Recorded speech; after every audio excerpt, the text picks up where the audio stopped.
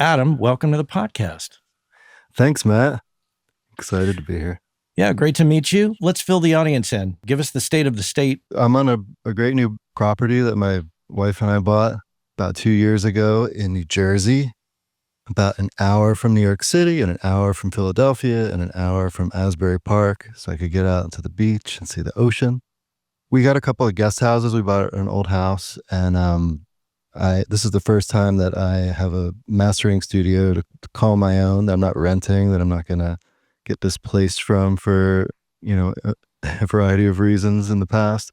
I'm full-time mastering. I've done a lot of other kinds of work in the course of whatever, it's maybe 25 years, 20 years, but I've kind of landed squarely on being a mastering specialist. I do have some Atmos speakers all around me that I am still kind of cracking the code of. I have a reputation with my clients for doing things really well, and so I'm kind of been a little slow to roll out the Atmos thing, but I'm super excited about Atmos mixing and mastering as well. I do a little bit of teaching. I'm an adjunct professor. I'm on a great little location here. We're like right across the street from the Delaware River. Could walk out there and get some nature after a lot of years of living in the city.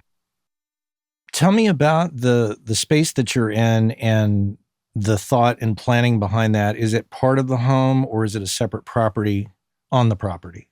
It's a detached garage, and we have the main house, and we got pretty lucky on a small, like half acre. We've actually got 3 outbuildings. There's like a cottage, that we're renovating for guests and a guest house, and then we have 2 detached garages. So I renovated the one that was like bigger and had the higher ceilings and everything, and did it all myself with the help of like my dad and maybe some friends and brother-in-law and stuff like that.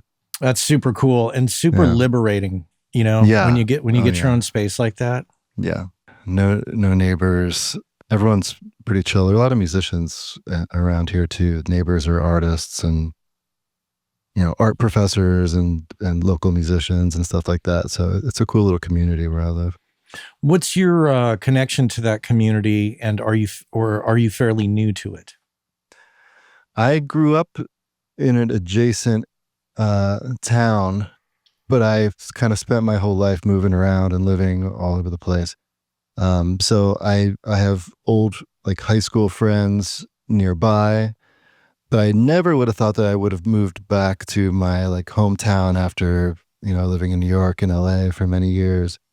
But a few variables brought me back here, and I did reconnect with a lot of people, but I'm in I'm kind of like not living the same way that I was back then. Like it's a totally different neighborhood and vibe, and having lived in cities and trying to like keep my freelance career going, despite not living in a city anymore, definitely been a challenge. And my network is a remote network, and so I work with people all over the world and kind of anywhere but here in a lot of ways. But there is a cool, thriving music scene around, and I'm kind of slowly seeping in and letting that seep in. And it's cool because for the first time in years, I've had a few attended sessions here from like local bands and artists, and I want to actually work that up a bit more because it's satisfying in a way that working remotely all the time doesn't, satisfy in the same way. It's nice to have people come by and see what you've built too. Yeah, it's less lonely. Definitely, I know it's lonely. It's that post-COVID, somebody come and play with me. Yeah. Kind of a thing. Where did you grow up? What's the name of the town that you grew up in? I was born in California, and didn't live there for more than a few years when I was a baby. And then I grew up we started off in North Jersey and moved to like Central Jersey. Hamilton is the town. It's Princeton, suburbs of Trenton. It was like 40 minutes from the beach, Asbury Park. So I kind of grew up going to high school there, going to the beach, coming home, taking a shower, then going out to Asbury Park and going to see shows at the Saint and the Stone Pony and stuff like that. And, living in the shadow of New York City, and ultimately wanting to kind of get there, riding the train a lot, that kind of thing. Influence wise, where did audio creep in? How did that become a part of your life? Obviously a musician first. That's kind of where it all started. I got my first guitar. I had kind of like a special, like fairy godmother, like aunt, who got me my first electric guitar and a bunch of Jimi Hendrix albums. And so I grew up like writing songs and playing in bands, and I got a 4-track cassette recorder, like a little Yamaha 4-track. And I was always the guy in the bands, like, trying to figure out how we could record everything onto the 4 tracks and drawing diagrams and trying to wrap my head around how all that worked. And so it started out that way. I saved up all my money to do my first recording session at a studio in upstate New York, which is where I went to school initially, called Pyramid Sound. It's a really awesome studio with a Neve VR. And I spent all my savings, gave it to Alex Perialis up there when I was like 18, and made a record. And we're still friends.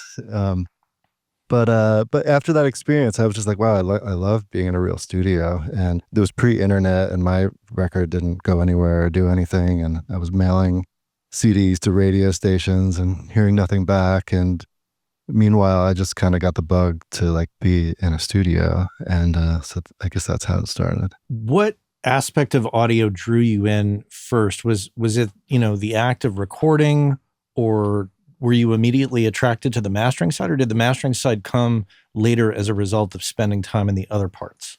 Yeah, the mastering came much later. I maybe jumping ahead a little, but I had an internship at a studio after I got my music tech degree. And at that studio, my mentor, he was also a mastering engineer. He was one of the first to kind of like set up his own mastering outfit in like the upstairs room above the studio. And so, he kind of put the bug in my mind. He was an intense mentor, but and there was a lot of criticism in boot camp and hazing and stuff like that. But on the other hand, he always kind of pointed out to me that that maybe I'd be good at mastering. So that was always in the back of my mind, because I was always like very thorough and methodical, and maybe even like a little bit of a slow worker, which held me back a bit doing like sessions. But yeah, in time, I kind of came back around to that idea, and always had that little voice in my head that that maybe mastering would be something that I would excel at. But yeah, it was musical originally. It was about putting my ideas down, and I loved the idea of like painting with sound and sound on sound, kind of layering things. And I don't know if I was always like innately technical, but I think the trajectory of my life like made me more and more that way, until 10 years ago, I did start to specialize, and I sold all my gear and went all in on mastering, like within the last 10 years.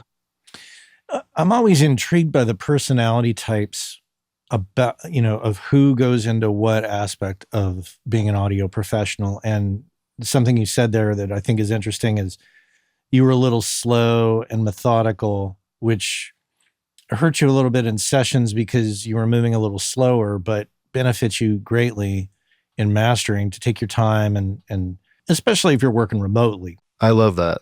I love not being under the watchful eye of anyone and being able to work that way. I think many of us like that autonomy for sure.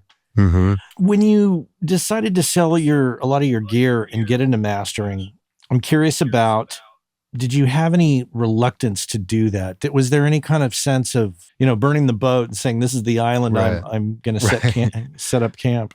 When you were like, set up a dynamic mic for this session, I was like, shit, where's my SM7? Like stuff like that. There are definitely things that I wish I had held on to. I've always done that though. Like I love the working class audio theme, because that I really identify with that. And I've never had more than one cool electric guitar. I always had to like sell the one I had to get the new one, Mhm. and I definitely regret that. If I had held on to all the cool instruments and gear that I acquired over the years, I'd have one of these awesome studios, like tracking and production studios that people have with all the amps and everything. So there's some regret, but I'm pretty intense, and when I get an idea, I start moving kind of like a train. It's hard to stop me. Like I'll go to whatever lengths I can to make something happen.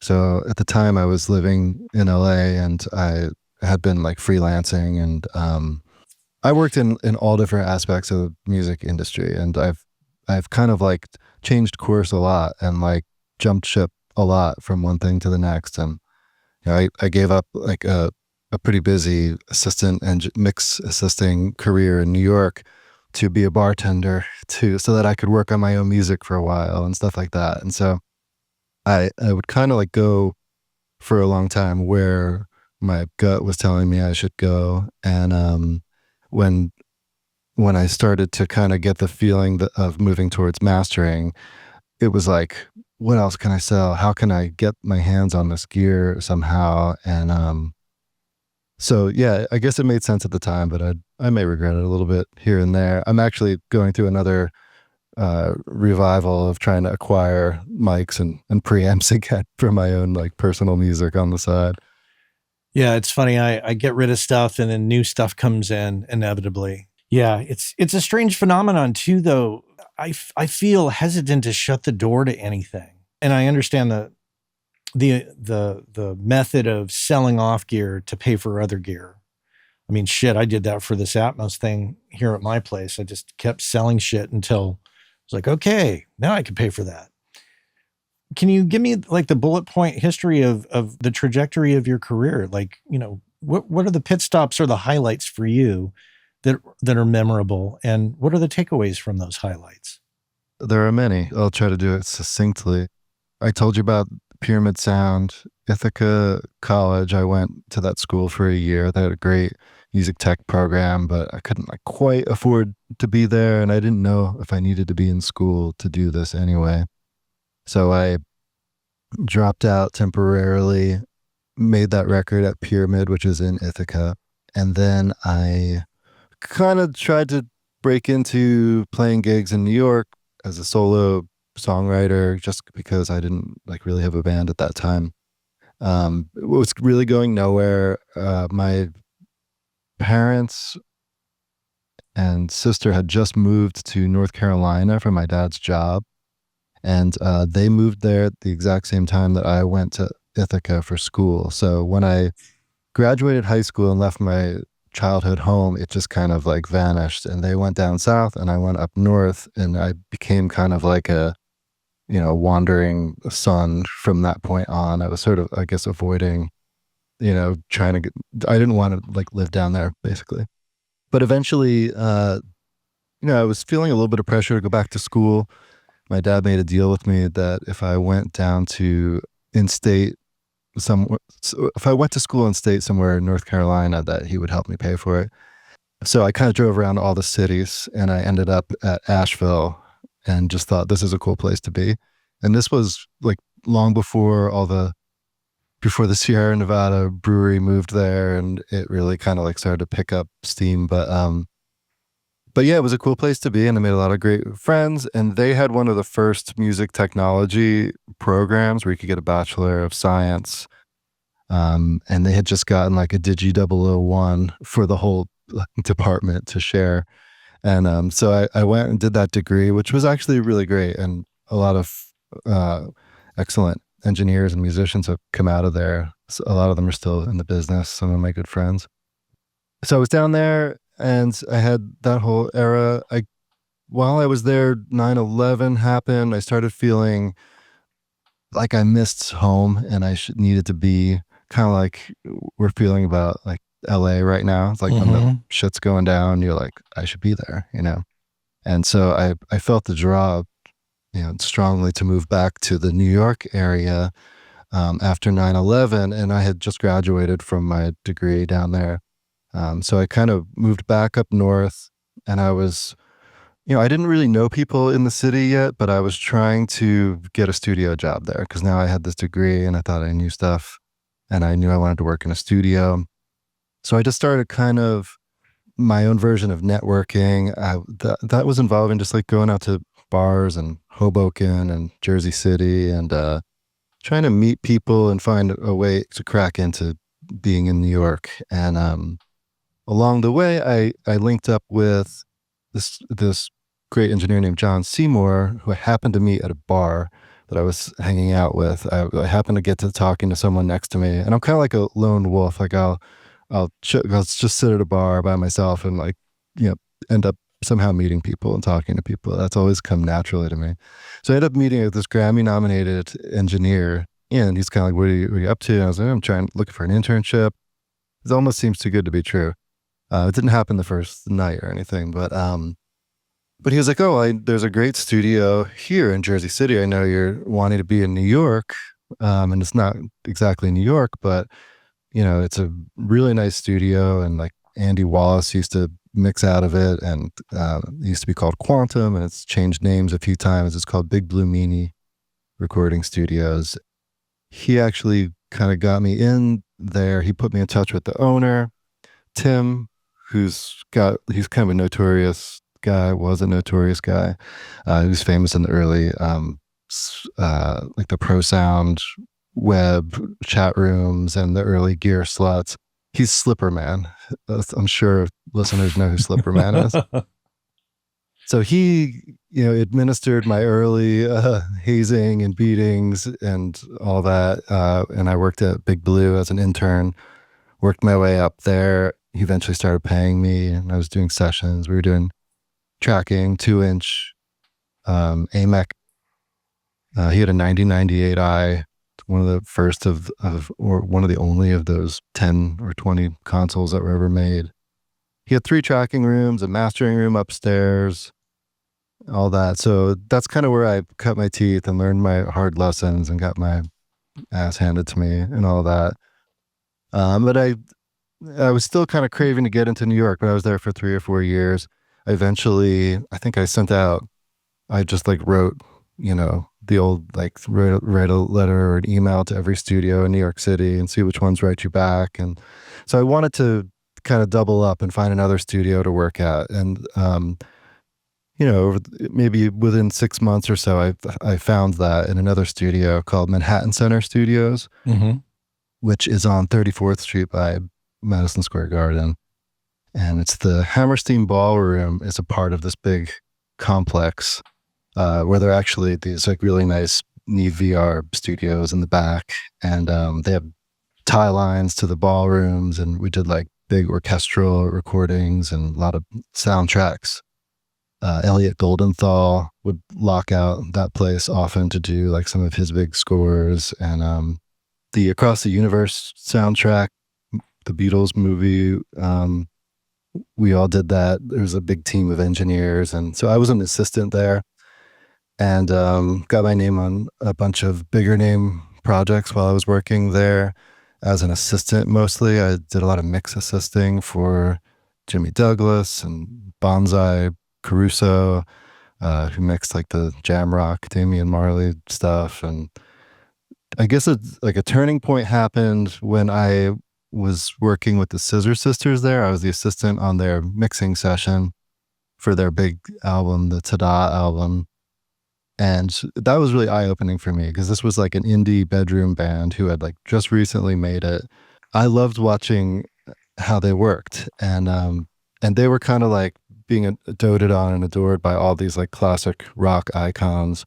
You know, Elton John was stopping by and writing songs with them, and Van Dyke Parks and Carlos Alomar from Bowie's band. And I was just the assistant, but just being there and being a part of all that was like really eye-opening and inspiring, and made me like jealous, you know, because I at my heart was a songwriter.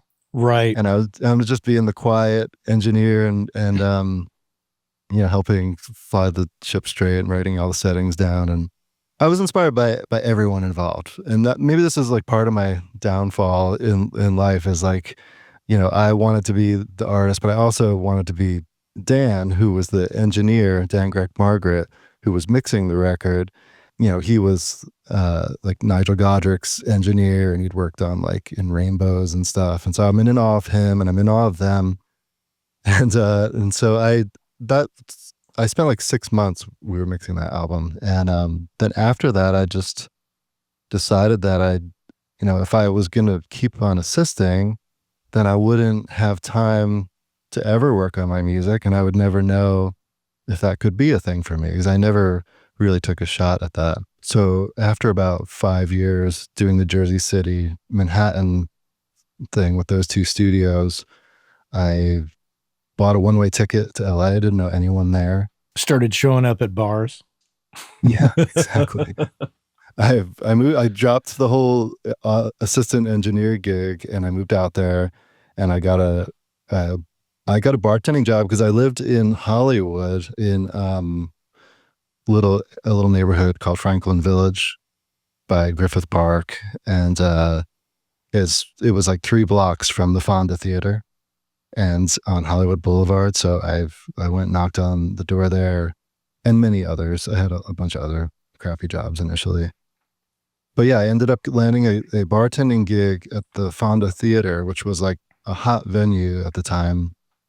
All the big acts were coming through there because Golden Voice was booking for them. They were doing Coachella, and Coachella was exploding, and they were using that as like a platform to launch their bands to the Coachella stages. And so I got to see all these shows, and that was for a long time. I bartended, and I was co-writing with people and producing bands and still doing engineering and stuff too, but freelance for myself for the first time. Oddly, I never really stepped foot into any of the big commercial studios in LA. It just wasn't my thing, because I had been sleeping on couches in commercial studios in New York for so many years. It just wasn't what I was looking for. I was really wanting the musical connection, during that phase. And then eventually the Fonda Theater people realized that I was actually an engineer behind the bar, and they tapped me to production manage. So then I was production managing the Fonda Theater. The secret's out, right? You're secretly back there at the bar, just kind of keeping your mouth shut. And then they realize, wait a minute, this guy knows a few things. Yeah. So I started like production managing the special events and stuff, and doing some live sound. And then, it all kind of like, I had different hustles, I should just say, on the side while I was working on my writing and producing and engineering for other bands. Mm-hmm. And I was in LA for about 12 years. Oh, wow. Good chunk of time. I didn't realize I would stay that long, but I loved it. And that's the longest I ever lived anywhere. And I lived right in the same neighborhood the entire time. I never moved around.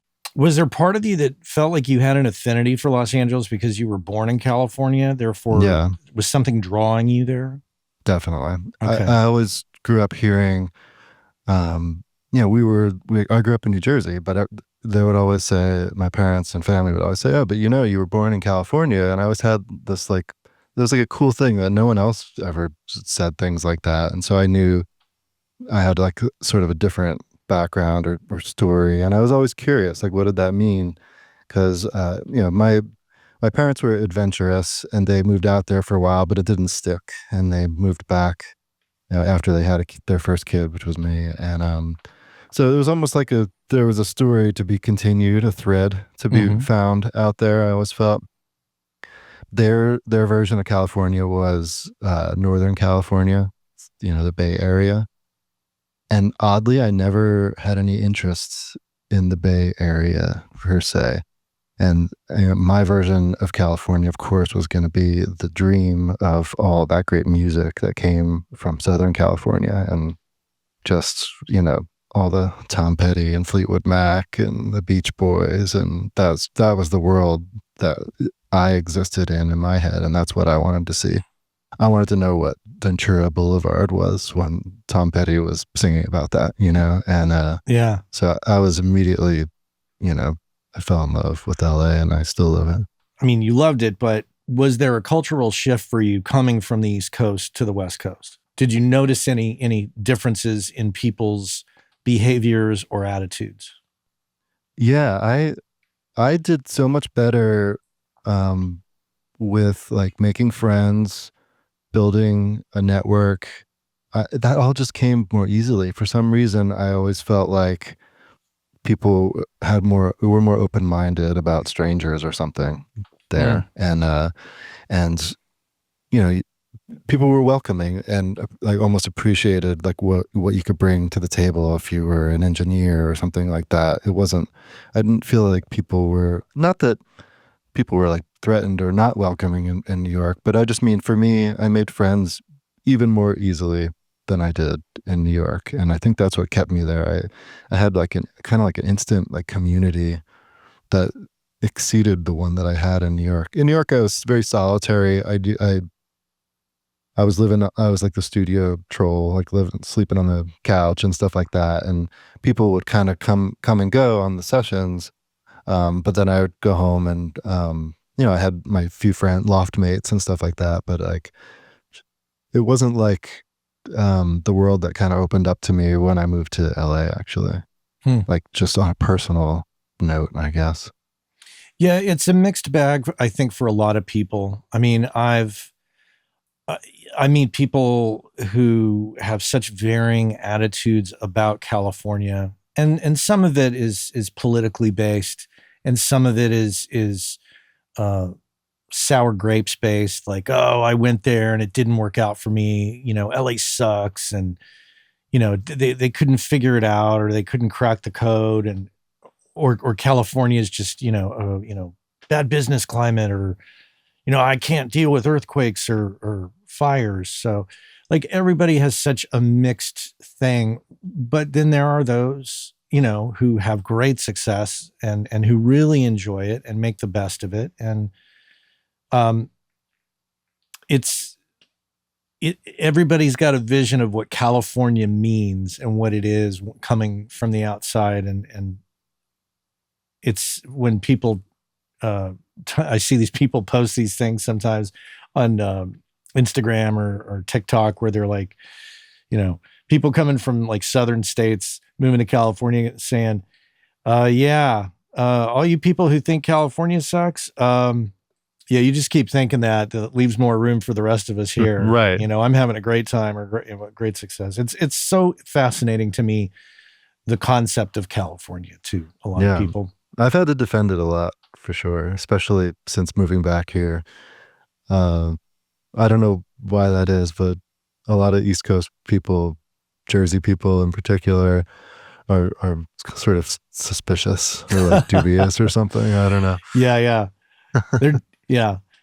Well, all that sunshine, is too Can't be much for good for some you. people. Can't be good for you. Right. What caused you to leave? For the longest time, I would wake up and walk outside and just be like, oh, I can't believe I live here, and it was just like a dream. But like I said, I was on this like lone wolf kick, kind of like maybe avoiding things in some way. Yeah, I'd been kind of enjoying my independence and my being anonymous, like relative to, you know, family and old friends and stuff like that. I guess I just enjoyed doing my own thing.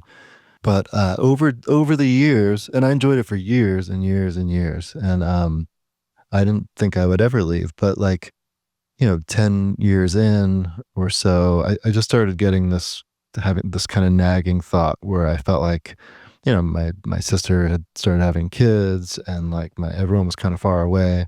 I started to feel, like maybe something was missing in my personal life, like, something deeper than just hanging out and socializing and networking in LA, which I had a lot of great friends and connections for that. But one too many Lonely Hearts Club Thanksgivings and stuff like that, maybe. But no, I started to want to be closer to my nieces and nephew, and yeah, I guess it was family that ultimately started to kind of wake up inside of me that like I'm just kind of alone out here, at the end of the day. And I had hoped that everyone would kind of like pick up and join me out there, over the years, but that didn't really happen. And I realized that I love the the geography and the mountains, and I had like such a deep sort of spiritual connection with the nature out there, and Topanga and the ocean and everything. But it was the at the end of the day, I missed people, and I think you can kind of love places and people. And so I had like my phase of like loving the place, and I eventually wanted to be closer to the people that I love, maybe. And so that was a really hard decision to unplug and pull myself back after so long. You said something there that you were enjoying that independence from family and from friends, and I wonder if part of that is, um, when you grow up with a particular set of people, um, if you're around those people through your early adulthood as you're changing, it can be difficult to mature and turn into the person that you ultimately will become because you're potentially held back by their beliefs of you or their perception of you. And I think by coming out to California, it allowed you to exercise a little bit more and grow as a person and become who you are. Yeah, I think that's true. Yeah. I think you're right about that. I think some of us, are sensitive to having that. It's not that it's a self consciousness. But yeah, being aware of being like watched or something. Maybe you just need to get away from that eye to like truly reinvent yourself. And I've moved around a lot, and I feel like each time it was, I didn't know it at the time, but it was seizing an opportunity for reinvention, maybe to kind of like just reboot something, some aspect of myself, or just be able to go searching, without anyone like noticing you were like missing or gone for a little while or something like that. No. Well, and I think that there's, a frustration that some people go through where, they stick around their childhood friends, and there's a charm in that. And there's a beauty in hanging out with childhood friends for the long term. But with that comes I thought you were a songwriter. Oh, what are you doing this engineering thing? Like they criticize or comment on every move or change you make. Man, you're changing. No, I'm Yeah. not changing. I'm just Right. growing. Right. Is Right. is my attitude. Yeah, I think you're right. And even, my first studio job at Big Blue, I was the kid there, and everyone, I had all the senior engineers and mentors and everyone who was part of that orbit, and they saw me a certain way, and yeah, I felt like I couldn't really explore like being an artist in that world. It was more like, you're the guy who's trying to climb on board of this engineering thing, and my boss mentor Tim, he had his philosophy about being an engineer was that you didn't want to sort of show your artist, you didn't want to let your clients be able to like peg you artistically or musically too much, maybe. I don't want to like speak for him or anything like that, but the feeling, I was reprimanded on one or more occasions for like playing my own music, during a break on a session or something like that. And so, I was growing, with the information that like I had to keep these two things kind of separate, that when you're in the studio, it's not about your music. You're in service of the client and their music, and you don't want to confuse things or like muddy the waters or worse, like make them think that you're, not engaged or concerned about the project that you're working on or something like that. Mm-hmm. So yeah, maybe that was kind of like my audio family that I was trying to like, duck out on in a way too, so that I could reinvent, other aspects of myself, perhaps. Yeah. Well, I think as I get older and the industry change, the music industry, if you play in the world of the music industry, it's changing all the time. Everything is changing all the time at this rate. It just seems like, you know, there is the old recording and music world, and then there's now. And everything that's going on right now just seems to always be in flux. So sometimes I push back on convention and just go, yeah, okay, sure. It used to be like that, but that was 25 years ago. So let's do something different. Let's try something different. One of the things that I see happening more and more is producers and engineers creating teams to sign bands on their own, or, you know, sign, and I'm using air quotes for those listening, where they develop the artists and they everybody's invested. It's just a little bit different way of operating. So that's kind of what I'm referring to when I'm talking about the change. Yeah, and I feel differently about all that now, for sure. I feel like it's an asset to show who you are, and what your influences are, even as an engineer now. I didn't feel that way early on, but I've definitely arrived there now. Bringing it back to where you're at today, how are you getting your clients? How are they discovering you? Word of mouth, the work speaking for itself, referrals. I have my years in New York, my years in LA, my years as a bartender, producing bands, engineering, mixing for people. I have been teaching for 10 years also, which incidentally I just realized as I'm saying it, that coincides with the length of time that I've been mastering. I think, it's so sometimes former students coming to me. So it's my network. I'd say 50% network or more, and 50% online, people finding me online. Sound Better has been pretty good to me. I still get a lot of work from Sound Better. It comes both ways, and I'm kind of trying to pound the pavement a bit, like I said, around here. And I live in the New Hope area, and there's kind of a vibrant music scene here in New Hope, PA. I'm on the Jersey side. We kind of straddle the river here. When I first moved back from LA, for years I was plotting my return. I was kind of like, what is my life going to be like leaving LA and going back east? And I didn't want to live in Brooklyn again. Definitely didn't want to live where I grew up in my hometown. So my plan all along was Asbury Park. I'm a Springsteen fan. I'm a Jersey guy. That's where all the cool venues were, and that's where I grew up, going to shows and seeing cool bands. And I had heard all kinds of local success stories about people I went to high school with. I went to high school with a lot of great musicians, and happens to also be the same high school that the Strokes manager Ryan Gentles went to. And you heard these success stories, and we used to see his bands play at the Saint in Asbury Park and all those places. So I knew I wanted to go back to my roots, but I wanted to be in a music town, and so that was Asbury Park. And so I dragged all my gear across country in a U-Haul, and I showed up, basically set up in Asbury Park downtown. I found a space that I could rent, and I set up a little mastering room there, a few blocks from the beach, a few blocks from the Stone Pony.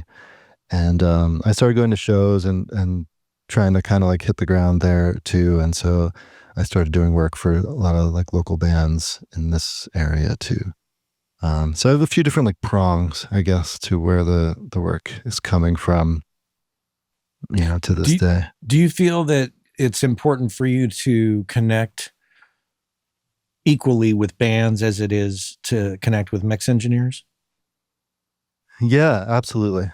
Yep. Some of my best clients that keep me busy are producers from LA or New York who are really good at what they do and always busy and in demand. And we have a bond and a mutual agreed reference point sonically and workflow wise for how to hand things off. So yeah, I think it's just a part of the current state of the mastering industry and in all aspects of the music industry, right, are singles, a movement towards more single songs and all that, which it's, you don't get as much of a groove going. You can't like, make a mix frame and put a record through it, like when you're making an album.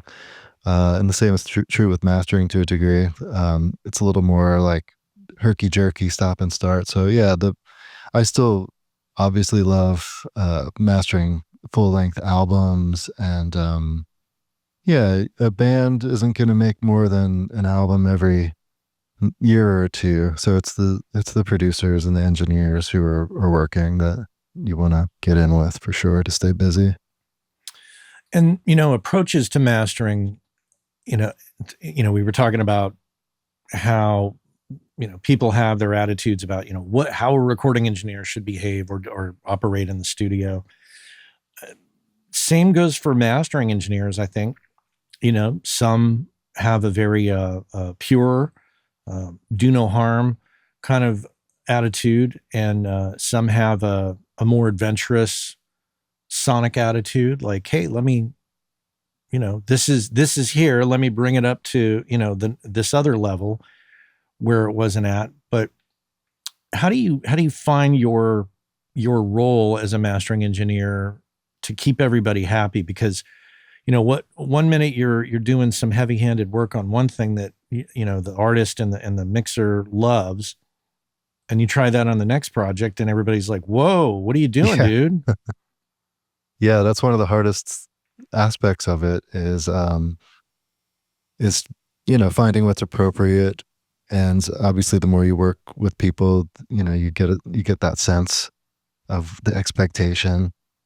Over the years, my approach has obviously changed and evolved. And I feel like each song is its own island. I mean, you can only really, you can only get like a couple of degrees of distance from what the mix is to begin with. So I'm not worried about doing harm. Like I know, I think part of the experience of like a specialist mastering engineer is that how far you can take it. You understand the malleability of a mix, and each one is different, and they have different sort of an anatomy and like bone structure, and you can't really move the bones around. Like you can only move the flesh and the muscle, and you could you can tan the outer skin or whatever,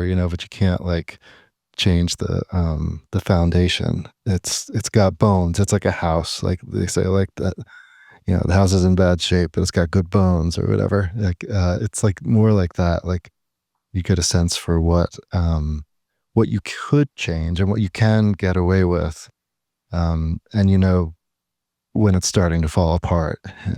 So I'm not afraid of doing harm. I'm not like a passive, like supernatural, I think extremely natural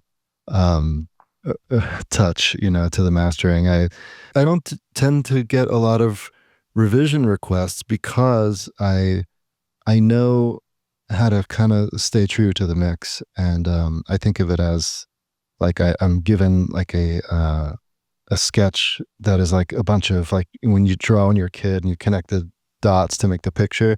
I feel like the picture is there. It's all defined, and I'm just trying to connect all the lines, make sure that all the punches land as they were intended to. I don't bring anything. I don't change anything fundamental to the music. I really am just kind of like lighting the stage in a way to point out different things and to kind of like close the circuit on what is already there. Super well described. I love your analogies and the bones and all of that. That 100% makes sense to me. So when it came to, choosing the gear that you chose, did you go through great pains to analyze all your choices, or were you clear about what it is you wanted gear wise? It was an evolution over time, but certain things haven't changed. Like I had a vision, I guess, for the first iteration of my chain, and it was just sketched out in a notebook. The first idea was just, what do I need to be able to have a workflow? and like switch between the pre and the post master while I'm working and all that. So it was just, a problem solving thing initially. And then once I had the chain, it was just like a lot of iterations of like every mastering engineer goes through. What would happen if I tried these different cables? What if I tried wiring everything point to point instead of with an insert switcher? Mm. Well, that's weird. I changed the order of these two pieces and wiring them point to point, and now everything sounds different because the resistance or between the two pieces of gear has changed, and like I didn't really account for that when I was writing in my notebook. And I think one of the biggest breakthroughs I had was replacing all of my digital AES cables. And I was like, that's not what I expected to be a weak link in my chain. That's digital cabling. But it sure did. The transient response improved, the stereo imaging improved, and all these little moments, these aha moments through trying things, trial and error, got me to a point where, wow, the chain itself is clarifying and doing the work of making this sound more complete. And there was a while in the early stages where I would run something through the chain and it sounded like different, but it didn't sound better. And I found, that every time I was having to like boost something in the mid bass, regardless of the mix, to make, to get some transient response in the kick drum area. And I started to realize that there was a problem with my chain, like I shouldn't have to do work to get myself to square one. Like the chain should take me like past square one, and then I should just be, doing what I need to do to finish it. The chain should be giving you a lift and a boost.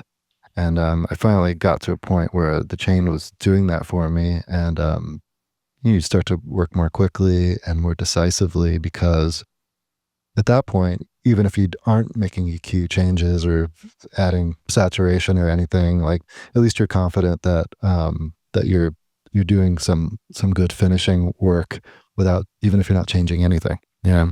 Like all of us, and like any other industry, we're always challenged by the newcomer coming in and undercutting financially. How do you keep your mastering practice from going into the bottom of the barrel pricing? Yeah, it's challenging. I mean, you just have to be willing to let certain opportunities go, I guess. But you can't just keep on eroding at your rates. It's a challenge from week to week, I guess, because like you get jobs that you want to, and I want to help artists first and foremost. Is like I enjoy this, and I want to give as much as I can. And I mean, a lot of us who get into this are giving, sort of kind, generous people. It's a case by case, like if it's a full length album or something, like I'm obviously more inclined to work with someone to help take the edge off of my usual rate. But I'd much rather just like do a test master for someone and have them see the value of like what they're getting and how much better it is than the alternatives, than to lower my rate to win them over. I'd rather, and I tell my students to kind of air that way too. Like, you don't want to lower your rate. You always want to make known what your rate is, and then you can sort of make the case for like why you're giving them a discount or something like that. But the invoice always has the actual rate on it. Awesome. And then there's a discount below it. Yeah. Something I've preached about on this show is, make sure they know what it is that the service level they are engaging with, and the fact that you are discounting that service. In terms of, diversification of income, clearly you're teaching and you're mastering. Do you have, what is your financial approach to life to keep the boat afloat, as I like to say?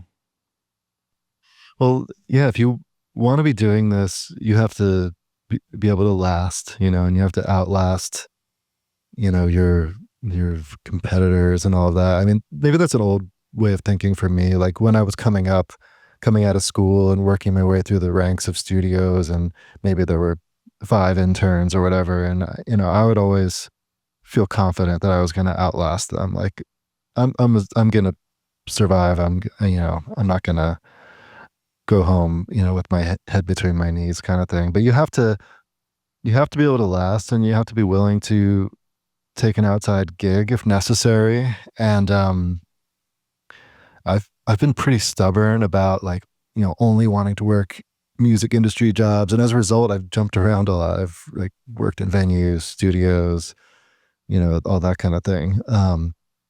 But at the end of the day, I was always just trying to, like, give myself a little guardrail, maybe, Mhm. to ensure that I would outlast everyone else. Because it's like a pyramid, all these people want these positions and studios and jobs, and over time they drop off, and so and so quits, and so, has a kid or gets married, and eventually the last ones standing are the ones that get the gigs and evolve to the point where their work is really good. Um, I I use that analogy because I used to think that way, but actually, within the last 5 years, I've gotten married and had a kid, and so things are different for me now. But I think that it's proof that you can have it all. But yeah, you might need to have a little supplement here and there. I feel like, yeah, I've been inspired by some of the messaging I get from your podcast too. Is that, like, I'm not, sometimes when you're on your own, living, doing things your way, you wonder about everyone else, but you hear about a lot of people are diversifying and looking for other ways to, you know, keep this dream alive. Cause I get depressed when I think about the evolution of our industry and music and making records and everything. It's very different, and you have to be able to move, adapt to the shifts. So that hits home for me because working class audio and all the activity around it completely complement my audio life. It's like, okay, well, I got to go to NAM, but That's awesome. it's all connected. It's all like Yeah. intertwined. So I would agree with you in that. See if your side hustle can be a complement to your main hustle, and I think one can find more happiness in that way. But some people need a break too. Some people need, like, Yes. hey man, I just want to go work at the shoe store and take Yeah. my mind off of everything and sell people shoes or whatever, sell coffee. Yeah. And leave it behind at the end of the day, and not be like stressing about work stuff. Right. Just having a clear head afterwards. Yeah. Some people truly need that. They need that. Like, I clock in at 9, I get out at 5, and I come home and I do audio for the rest of what the day has and on the weekends. And, I don't see any problem with that. It's like, so I remember learning in music school, Charles Ives, he was like one of the great composers. He was an insurance salesman full time. Well, yeah, I think, wasn't Rudy Van Gelder a optometrist? Oh yeah. Interesting. I think he was. But I Living in, like hearing those stories. I love hearing those anecdotes. yeah.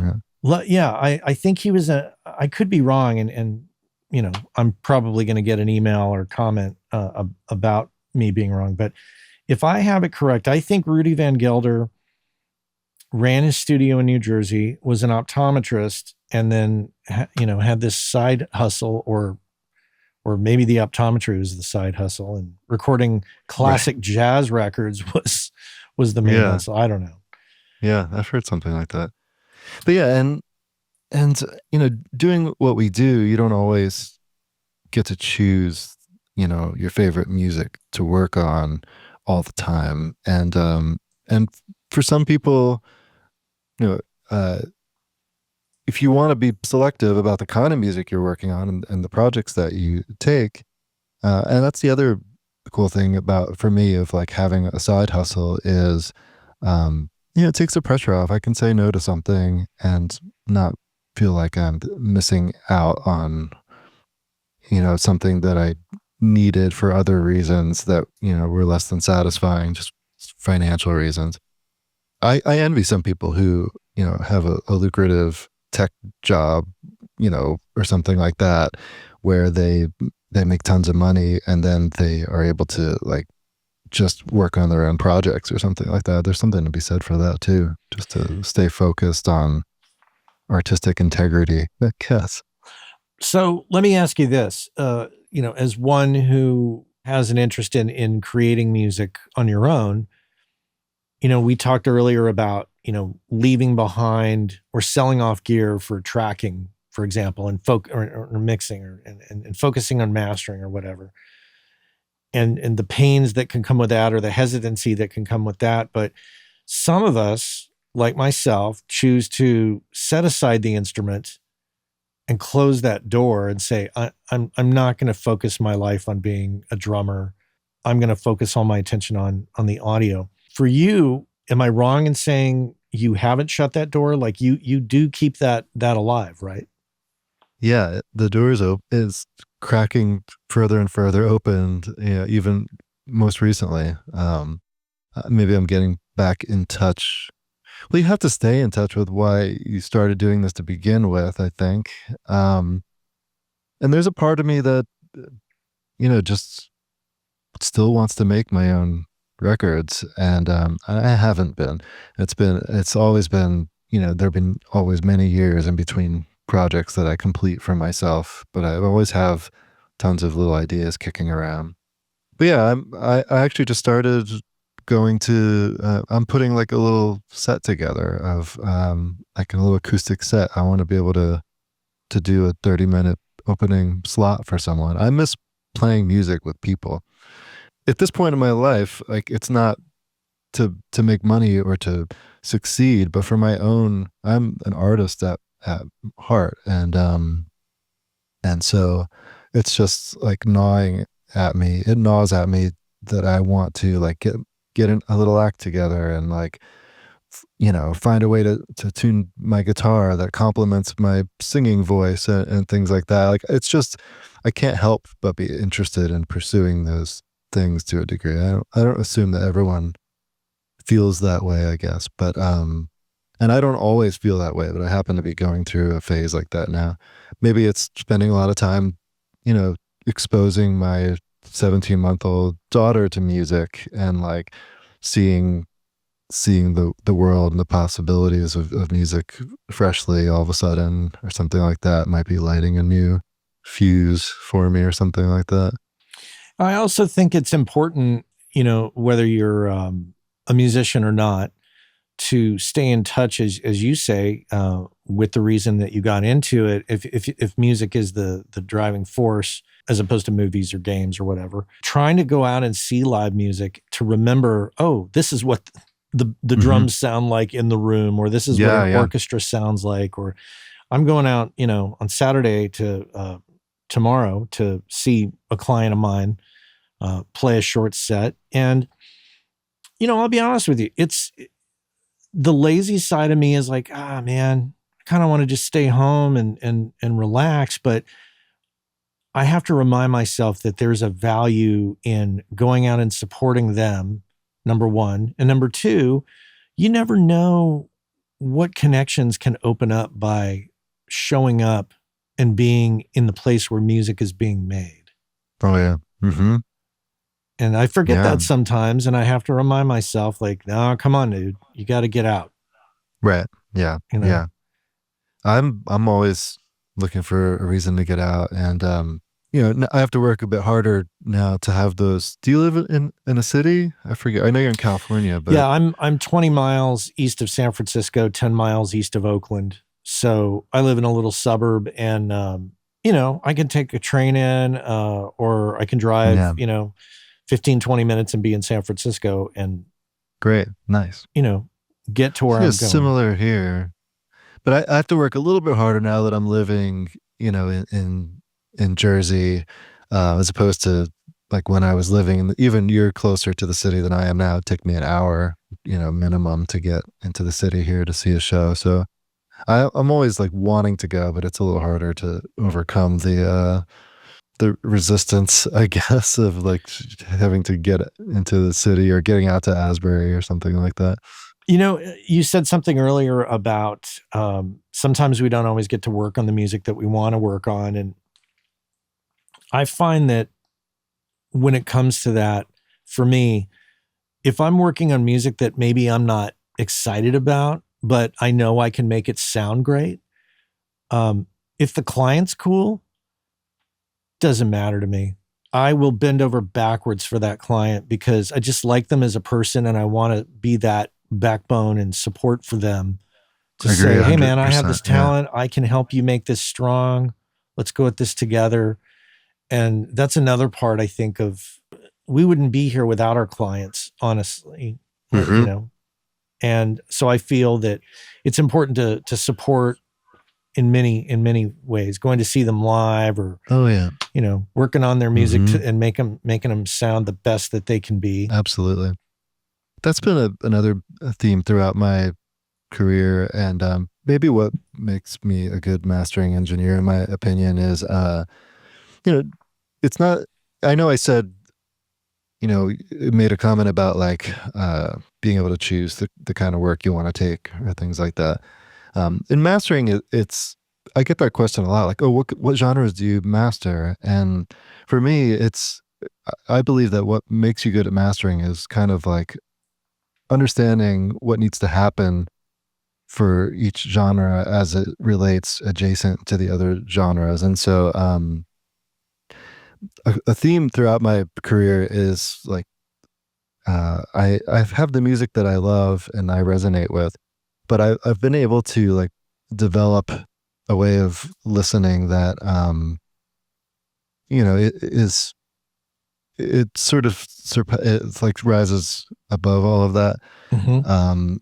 When I was working at Big Blue, it was a punk rock studio. I was never like a punk rocker. I played rock music, but me and my friends, we didn't really like get off to punk per se.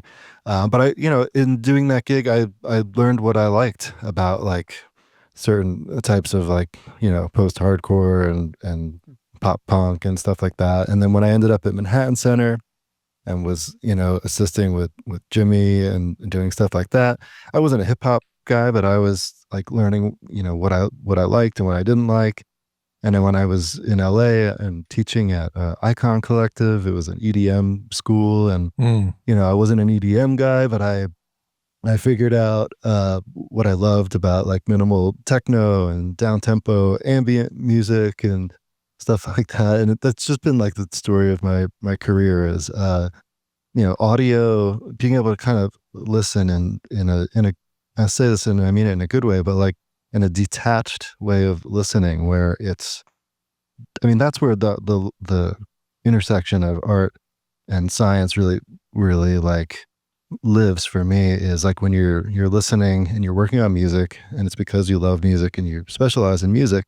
But the art of it is, you're not attached to the kind of art that it is at that point. It's like you're listening to the physics of it at the same time in a way. Right. So your website is adamhaggarmastering.com. .com, yeah. But on the site it says Mount Olympia Mastering. So Mount Olympia is the name of my mastering company. And yeah, in recent months, like over the last year, I've been sort of slowly migrating my online stuff to use my name. And that's part of the sort of that evolution that we've kind of touched on, of like maybe letting a little bit more of my like my like true identity through a little bit more, Mm-hmm. instead of maybe hiding a little bit behind a company name. Maybe just stepping more into like, well, who is Adam? Let's get him out there a little bit more, and maybe that's good for business, So I'm kind of playing with that lately. I think at the end of the day, that's a good move, because I think people are seeking the person and the talent that person has out. And sometimes, company names can be associated with institutions that we hold in high regard, Abbey Road, kind of concept where we think of that name and we think, oh, right, Abbey Road, it's a special place, but we don't think of individuals when it comes to Abbey Road. And I'm sure that there's, Abbey Road is chock full of talented individuals. But for us as independent operators, I think it's wise to operate as ourselves. Yeah. So I back you 100% on that idea. Thank you. Yeah. And I think it jives better with where we're all heading, riding the wave of this industry. It's, we're not in an era where an Abbey Road could be launched even like remotely as successfully as Abbey Road was however many years ago. That's not the world we live in now. It's more of a personality game and personal network and stuff like that. Well, I'll put a link to the show notes, of course, to the website, and people can check you out and, obviously potentially hire you, because there's a lot of mix engineers and producers that listen to the show. So cool. I would love that. Yeah, that would be Thank you. great. Yeah. I think if anything, it's the mastering engineers that probably get the most love from coming on this show, because, there's a lot of us going, I need a new mastering person, Well, it's great to meet you, and you as well. Thank you so much. Loving hearing your story and where you're coming from. And I wish you luck, and I look forward to meeting you in person in the future. Yeah, let's do that. Thank you, Matt. All right. Sounds good. Well, you take care. You too. Bye.